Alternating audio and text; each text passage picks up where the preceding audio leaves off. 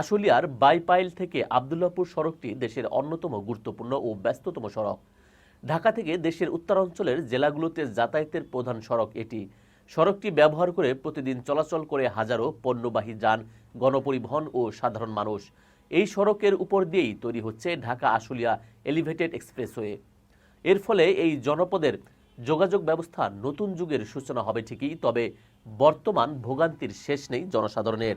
রাস্তা সংকীর্ণ, তীব্র যানজট ও অতিরিক্ত ধুলাবালিতে অতিষ্ঠ জনসাধারণ। কাজ চলাকালীন সময়ে নিম্নমানের মেরামত ও সংস্কারে কাজ করে ধুলাবালির শহরে পরিণত করেছে সংশ্লিষ্ট কর্তৃপক্ষ। গণপরিবহনের যাত্রীরা ধুলায় নাকাল হচ্ছেন, গায়ের পোশাক, মাথার চুল হচ্ছে বিবর্ণ। সড়কের পাশের শোরুম, খাবারের দোকান, হোটেল, রেস্তোরাঁ ধুলাবালুতে একাকার। আশপাশের ভবন আর গাছপালায় জমেছে ধুলার আস্তরণ। সবচেয়ে বেশি নাজেহাল হচ্ছেন রাস্তায় দায়িত্বরত পুলিশ, ট্রাফিক পুলিশের সদস্য, ভ্যানগাড়ি, রিকশা চালক সহ গণপরিবহনের চালক ও যাত্রীরা। পথচারী ও ব্যবসায়ীদের দাবি, এই সড়কে কোনো প্রকার পানি দেওয়া হচ্ছে না। যদি প্রতিদিন সড়কে পানি দেওয়ার ব্যবস্থা করা হয় তাহলে কিছুটা স্বস্তি মিলবে। কাজ যখন করা হয় তখন রাস্তায় পানি দিতে হয়, এটা সিস্টেম রয়েছে, কিন্তু আমরা এই নরসিংহপুর থেকে জামগড়া কখনোই দেখিনি যে গাড়িতে পানি দিচ্ছে। আমরা এই রাস্তায় থাকি, আবার এই রাস্তায় ধুলাবালির কারণে আমার এই মাস্ক পরে থাকতে হয় এবং ধুলাবালির কারণে আমাদের কাশি হয়, অসুখ বিসুখ ধরে, মানুষ চলাফেরা করতে পারে না। রাস্তায় প্রচন্ড ধুলা, আমরা শুধু আমাদের দাড়ি পর্যন্ত সাদা হয়ে গেছে। ধন্যবাদ। সারাক্ষণ মাস্ক পরে থাকতে হয়, কারণ স্কুল যাওয়ার সময় আর কি অনেক ধুলাবালির কারণে সর্দি কাশি জ্বর হয়, আর এই কারণে আমরা সবসময় মাস্ক পরে যাই। এদিকে ঢাকা আশুলিয়া এলিভেটেড এক্সপ্রেসওয়ে প্রকল্প পরিচালকের সঙ্গে বাইপাইল আবদুল্লাহপুর মহাসড়কের প্রতিদিন ট্রাকে করে পানি দেওয়া হচ্ছে কিনা এ বিষয়ে কথা বলতে মুঠোফোনে যোগাযোগ করতে চেষ্টা করলে ফোন বন্ধ পাওয়া যায়। স্বাস্থ্য বিভাগ বলছেন, বায়ু দূষণের মারাত্মক শিকার হচ্ছে শিশু ও বৃদ্ধরা। ফলে শিশুদের অ্যাজমা সহ শ্বাসকষ্টজনিত রোগ বাড়ছে। রোগী আসার হার আগের তুলনায় বেড়েছে। গত কয়েক বছর ধরে শীত মৌসুমে এ ধরনের রোগীর সংখ্যা বেড়ে যাচ্ছে বলে জানান নারী ও শিশু হাসপাতালের ইমার্জেন্সি ইনচার্জ ডাক্তার জয় ভট্টাচার্য।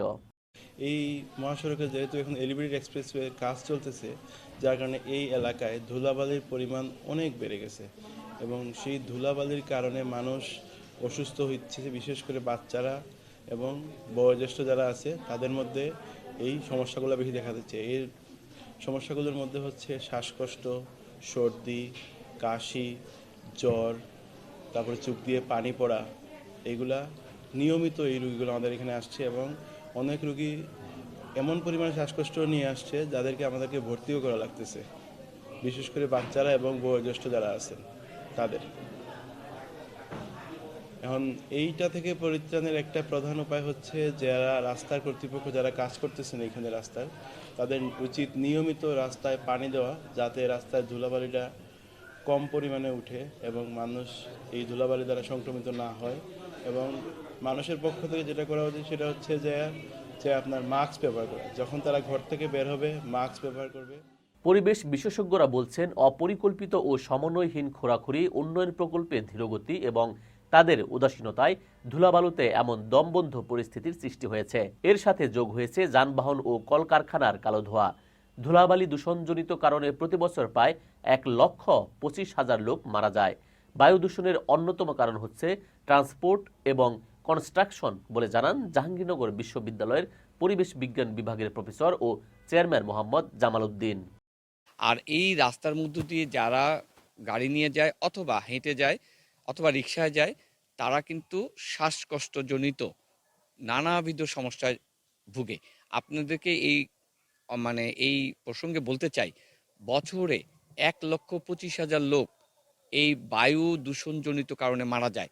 তার একটি অন্যতম কারণ হলো এই ধরনের PM2.5, PM10 যে আমরা ধূলিকণার যে দূষণ, সেটা কারণ হয়। আর সেটা রাস্তাঘাটে এই ধরনের কর্মকাণ্ডের ফলে সেটা উৎপাদিত হয়। এই সোর্সটাকে যদি আমরা বন্ধ করতে চাই, এই দূষণটাকে যদি বন্ধ করতে চাই, তাহলে স্থানীয় পর্যায়ে, ব্যক্তি পর্যায়ে, এমন প্রতিষ্ঠান পর্যায়ে এবং কনস্ট্রাকশন কোম্পানিগুলি তারা কিন্তু এক ধরনের ব্যবস্থাপনার আওতায় এগুলিকে আনতে পারে। আনেও আমি দেখি কখনো কখনো পানি ছিটানো হয়, যথেষ্ট ব্যারিয়ার তৈরি করা হয়, কিন্তু এগুলি মনিটর করার লোক না থাকার ফলে সবসময় এগুলি কিন্তু ঠিকভাবে চলে না। যার ফলে মানুষের স্বাস্থ্যগত ঝুঁকি তৈরি হচ্ছে। এর সাথে যুক্ত হয় ওই এলাকায় কার্বন মনোক্সাইড, কার্বন ডাইঅক্সাইড, কারণ আমাদের গাড়িগুলোরও তো ফিটনেস নাই, কালো ধোঁয়া। এর সাথে আরও যুক্ত হয় শব্দ দূষণ। হ্যাঁ, তার মানে আমাদের রোড ট্রান্সপোর্ট সিচুয়েশনসটা পরিবেশগত দিক থেকে, জনস্বাস্থ্যের দিক থেকে অত্যন্ত ঝুঁকিসম্পন্ন একটি এলাকা। আমি মনে করি সরকার এবং সচেতন নাগরিক এবং ওই এলাকার কমিউনিটি পিপলস উদ্যোগ নিলে এই সমস্যার সমাধান হতে পারে। এই বায়ু দূষণ রোধকল্পে ঊর্ধ্বতন কর্মকর্তারা দ্রুত পদক্ষেপ নেবেন বলে আশাবাদী সাধারণ মানুষ। News desk, ITV Bangla.